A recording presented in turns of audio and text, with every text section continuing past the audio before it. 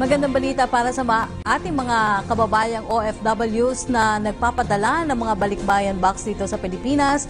Nilagdaan na po ng Bureau of Customs at Department of Finance ang Implementing Rules and Regulations o IRR para sa duty at tax-free na mga balikbayan box. Ayon kay Customs Commissioner Nicanor Faeldon, kinikilala nila ang kahalagahan ng bawat balikbayan box na pinapadala ng OFWs para sa kanilang minamahal dito sa Pilipinas. Batay sa kautusan na ipatutupad simula sa araw ng Pasko, Disyembre 25, ang mga kwalipikadong Pilipino sa ibayong dagat ay maaaring makapag-avail ng duty at tax-free na balikbayan box. Kabilang dito ang mga Pilipinong may balidong pasaporte na inisyu ng DFA at sinertipikahan ng DOLE o kaya ng Philippine Overseas Employment Administration, mga Pilipinong naninirahan sa ibang bansa, ngunit nananatiling Filipino citizens at mga Pilipinong pansamantalang naninirahan sa ibang bansa na mayroong student visa, investors visa, tourist visa at iba pang kaparehong visa.